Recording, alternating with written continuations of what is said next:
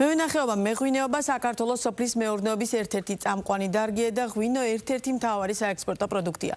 სოფლიოში ღვინის მოხმარება 1961 წლის შემდეგ ყველაზე დაბალ ნიშნულზეა. ეს ნიშნავს, რომ საერთაშორისო ბაზრებზე კონკურენცია მნიშვნელოვნად გამძაფრდა. ასეთ პირობებში გადამწყვეტი მნიშვნელობა ენიჭება ხარისხს, აცხადებს სოფლის მეურნეობის მინისტრი. კიდევ ერთი ციტატა მინისტრის განცხადებიდან. უარგუმენტო და უშინაარსო კრიტიკა გადაჰყავთ ემოციურ ლოზუნგებში, რომელსაც აბსოლუტურად არაფერი საერთო არ აქვს იმ შინაარსთან, რომელსაც ეს გადაწყვეტილებები და რეფორმები ატარებს. ამას რომ აკრიტიკებ, ან ძალიან არ უნდა გიყვარდეს ეს დარგი, ან ძალიან არ უნდა გინდოდეს, რომ შენი ქვეყანა წარმატებული იყოს ამ ნაწილში. ხარისხიანი ღვინო გჭირდება იმისთვის, რომ საშუალო ფასი იყოს იმაზე მეტი, ვიდრე დღეს არის. მოთხოვნა იყოს უფრო მაღალი და უფრო მეტად დაფასდეს მევენახის შრომა, ვიდრე დღეს არის, მიიჩნევს დავით საღულაშვილი.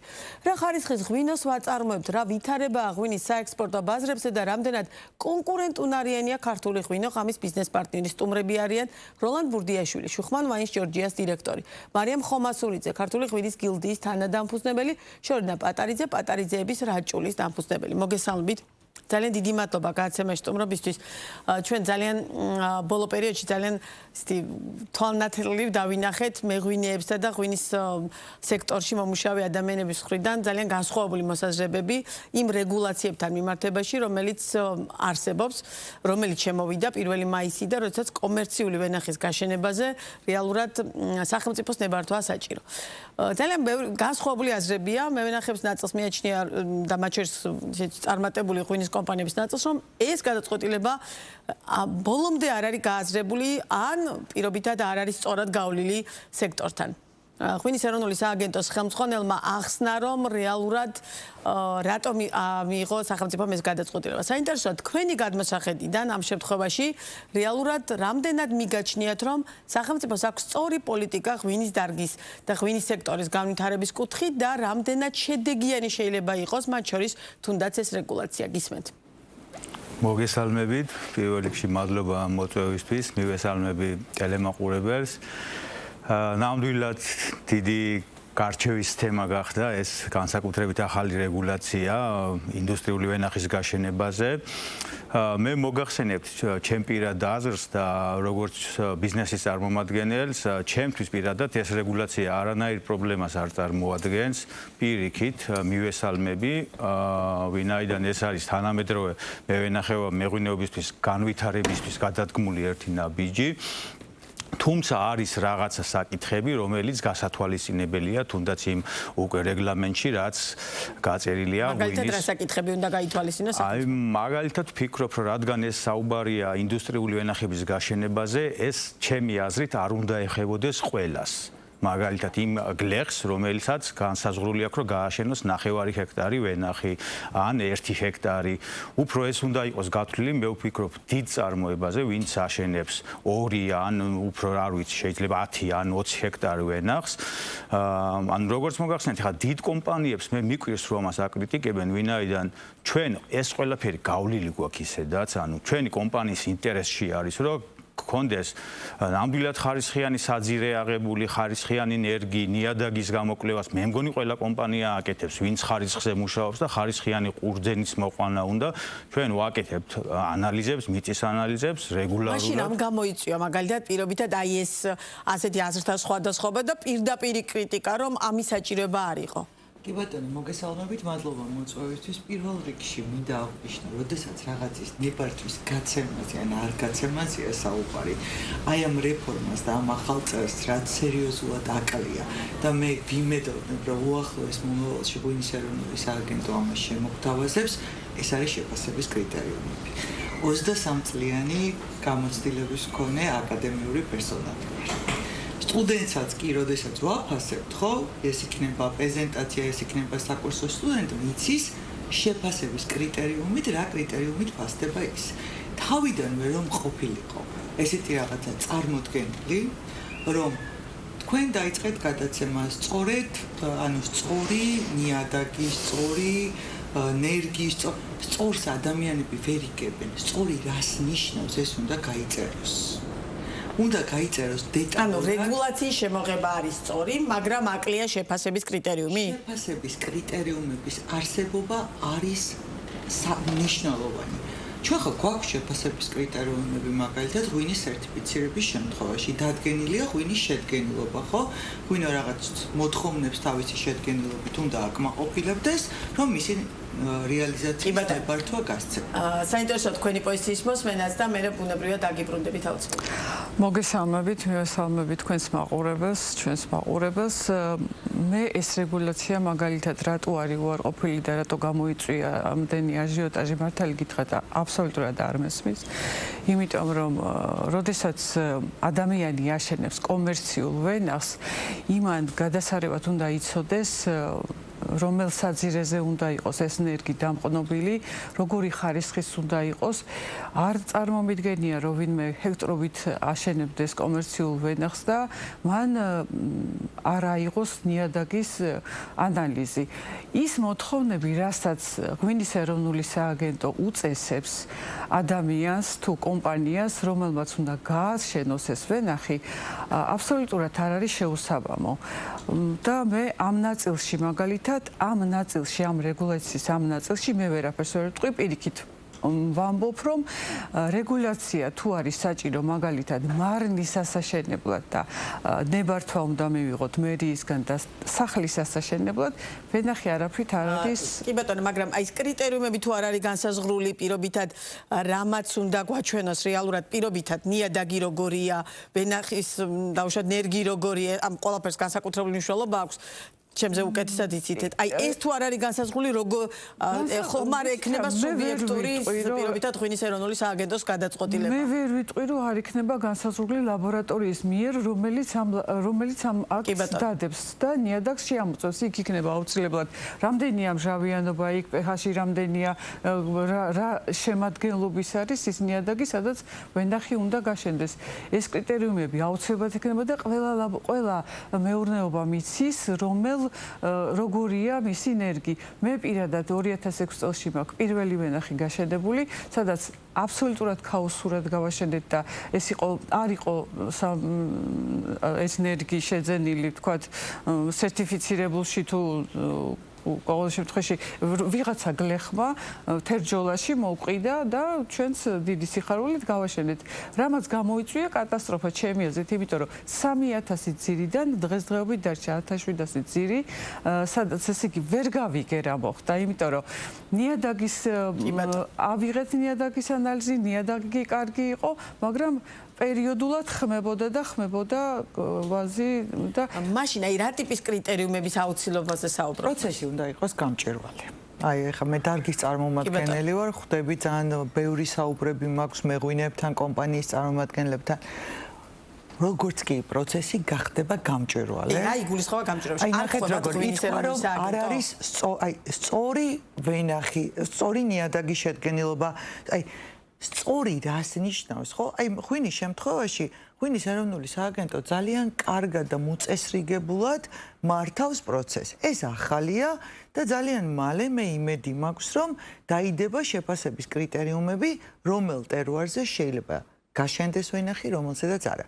ეს არა მარტო პროცესს უფრო გამჭვირვალეს გახდის, არამედ ძალიან ბევრ სტარტაპერს, ახლა თქვენ შეიძლება უფრო გარკვეული იყავით, მაგრამ დაიხმარება იმაში, რომ ის რო წაიკითხავს ამ შეფასების კრიტერიუმებს, რა შემთხვევაში მიიღებს ან არ მიიღებს ნებართვას. ახალი ვენახი დააშენოს. შეიძლება აღარც მივიდეს იმ სააგენტოში და აღარც ჩააბაროს განცხადება. ჩვენ უნდა გქონდეს რაღაცა ესეთი guideline, check-up-ის პრინციპით. Check-up-ის პრინციპი ყველა დარგში კარგად მუშაობს, ხო? Check-up-ის პრინციპი მუშაობს ღვინის სერტიფიცირების ნაწილში და გადასარევად მუშაობს. ღვინის ეროვნულ სააგენტოს დღეს ზოგადად სოფლის მეურნეობის სამინისტროში დასაქმებულია 4 ძირითადი, ესე რომ ვთქვათ, ყველაზე მაღალი კატეგორიის თეორიული და პრაქტიკული მცოდნე მე ვენახე, რომელსაც აქვს პრაქტიკული და სამეცნიერო კვლევითი დაწესებული გამოცდილება და ეს მე ვენახები უნდა შეიკრიბონ და ჩამოაყალიბონ check-up-ი. ანუ რა კრიტერიუმებს უნდა აკმაყოფილებდეს. მერე საზოგადოებაში ეს მხელვარება უბრალოდ გაქრება. ეხა შიში აქვს, ვიღაცას მისცემენ, ვიღაცა ჩვენ იცით ეს ძალიან სენსიტიურია. ეხა ჩემთვის ეს შიში როგორც სპეციალისტვის და როგორც დარგის წარმომადგენლებისთვის უსაფუძვლოა, მაგრამ რახან არის საზოგადოებაში ეს შიში. ეხა ის დამოკიდებულება, რომ დავჯდები და მეცნიერულად შევხედოთ, ღვინის ეროვნული სააგენტო არ არის სამეცნიერო კვლევითი დაწესებულება. ყველაფერი უნდა იყოს ძალიან გამჭვირვალე და ჩეკაპის პრინციპით უნდა იყოს დადგენილი ყველა კრიტერიუმი. რა დროს შეიძლება გაიცეს, რა დროს შეიძლება არ გაიცეს. კი ბატონო. ეს გადაწყვეტილება და ის პოლიტიკა, რომელიც სახელმწიფოს ამ შემთხვევაში ღვინის ეროვნულ სააგენტოს აქვს აღებული ღვინის დარგის განვითარების მიმართულებით. იძლევა თუ არა იმის საფუძველს, თქმის საფუძველს, თქვენთვის რომ რეალურად სწორად მიდის ამ მიმართულებით ყველაფერი, რაც მათ ღვინის საბოლოო ჯამში ქართული ღვინის პოპულარიზაციას უნდა შეუწყოს ხელი, თქვენ მოგიტანოთ ახალი ბაზრები, ახალი დამატებით შემოსავალი და შემდგომ, რამდენად სწორი პოლიტიკა აქვს და რამდენად თუნდაც ეს გადაწყვეტილება ხარისხიანი ღვინის მიღებას მოგცემს, ანუ საბოლოო ჯამში, რაც არის მიზანი გაცხადებული სახელმწიფოს მხრიდან? ნუ იდეაში მთავარი ამოცანა ეგ არის ზუსტად, რომ ხარისხზე გქონდეს აქცენტი გაკეთებული და ყველაფერი გაკეთდეს იმისთვის, რომ ხარისხი გაიზარდოს. რა თქმა უნდა, გაიზარდა ბოლო 20 წლის განმავლობაში ღვინის ხარისხი საქართველოში რადიკალურად შეიცვალა, მაგრამ კიდევ ბევრი რაღაც არის გასაკეთებელი. თვითონ პოლიტიკა, რასაც ახლა ღვინის ეროვნული სააგენტო აკეთებს, ჩემი აზრით არის ერთ-ერთი საუკეთესო ზოგადად დარგში, ეკონომიკის დარგში, აი მაგალითად მოვიყვანოთ კადასტრი, რაც უნიკალური პროექტი გაკეთდა 2014 წლიდან დაიწყო და დღეისათვის ფაქტიურად გაშენებული ვენახებს ყველა არის აღრიცხული ელექტრონულად, ამ ყველა ვენახს გააჩნია პასპორტი, რაც საერთოდ არ არსებობდა და ყველა ნორმალურ ქვეყანაში ეს კადასტრი და ვენახის პასპორტიზაცია არსებობს და მუშაობს. გასულ წელს დაინერგა ახალი სისტემა ელექტრონული სასტუმრები, რაც ყოველთვის საბჭოთა კავშირის შემდეგ დიდ ეჭვს იწვევდა მევენახეებში, რომ ვიღაცა რაღაცას წონაში ატყუებდა და რაღაცა ხდებოდა.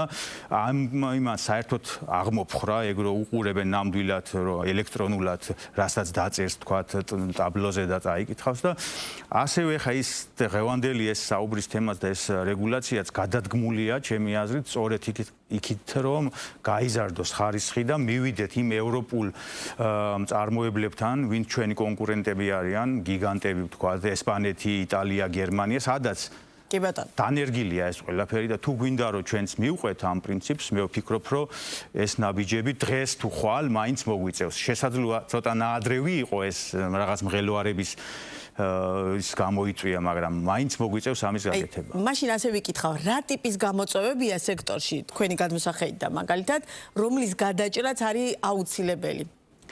დიახ, ძალიან კარგი კითხვა, დიდი მადლობა. მე პრინციპში უფრო სხვა პრობლემები მაწყობს ამ დარგში, ვიდრე ის, რომ მაგალითად, ვენახს დაახლოებით ერთი წუთი, თუ შეიძლება პირობითად ჩამოვაყალიბეთ სამწუხაროდ საეთერო დრო ყოველ შეზღუდული ამ ნაწილში.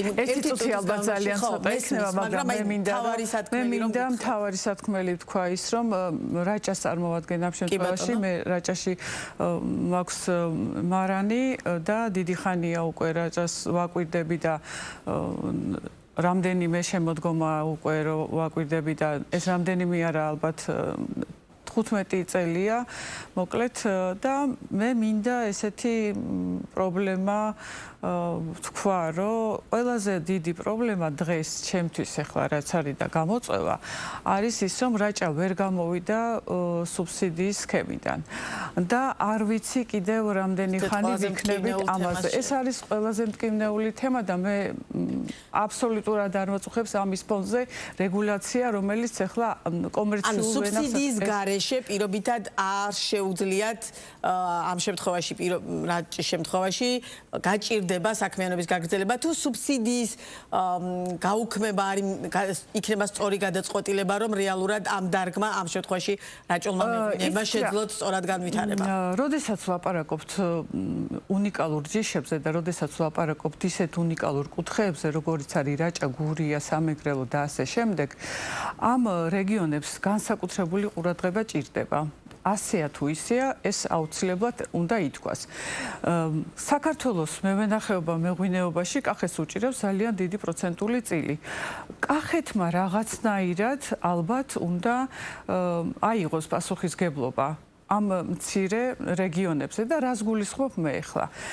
მე ვფიქრობ, რომ თუ რაღაცნაირად მთელი სქემა არ შეიცვალა და მიდგომა რაჭისადმი და ამ რეგიონებისადმი, ჩვენ მუდმივად ვიქნებით სუბსიდირაზე, მუდმივად ვერასოდეს ვერ გამოვალთ ამ სქემიდან და რას გულისხმობ.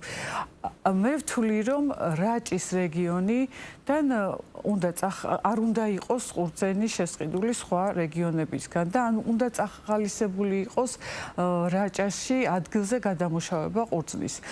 ის მისცემს თუ არა შანსს ქართულ მეღვინეობის დარგს, რომ რეალურად გახდეს კომერციული და კომერციალიზაციის და აი ამ მიმართულებით და ხარისხის გაუმჯობესებისკენ გადადგმული ნაბიჯი იქნება თუ არა ეს. უდავოა, დიდებული ღვინო, დიდებული ყურძნის გამზადდება. ცნობილი სლოგანია. მეორე სლოგანი, რაც მართლა შეგვიძლია ვისარგებლოთ, რომ აი ამ მევენახეობის რეგულაციებთან დაკავშირებით, კი ბატონო, ეს შეიძლება იყოს როგორც უხარისხო ყურძნის წარმოების გარკვეული პრევენციული ღონისძიება.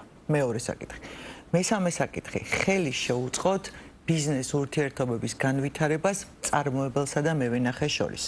მეღვინეობას ვასწავლი. ყველაზე ცუდი არის, როდესაც მეღვინე ყურძენს ხვდება მარანში. მეღვინემ ყურძენი უნდა ნახოს ვენახში. და თუ ჩვენ დავარეგულირებთ იმ საკითხს, რომ მიწის კადასტრი გაკეთებულია, ხო? მევენახეს და კომპანიას შორის წინასწარ იქნება ხელშეკრულებები. ყურძნის შესყიდვასთან დაკავშირებით მეტ ეთიკურ დამოკიდებულებას გამოიჩენენ კომპანიები და მევენახეებს მთელი წლის განმავლობაში დაუჭერენ მხარს აგროტექნიკურ ღონისძიებებში და მათ შორის ჩამოყალიბდება ნორმალური ბიზნეს ურთიერთობები, ამას არაერთი და ორი წელი დაჭირდება, მერე შეიძლება ვილაპარაკოთ სუბსიდირების გაუქმებაზე. იმიტომ რომ როდესაც შენ მხოლოდ კარებს აღებ კომპანიაში და იღებ და ყიდულობ ყურძენს, ეს არ მოგიტანს ხარისხს. შენ უნდა მიხვიდე, შეათანხმო. პირველი, საიდან იწყება ღვინის წარმოება, იცით?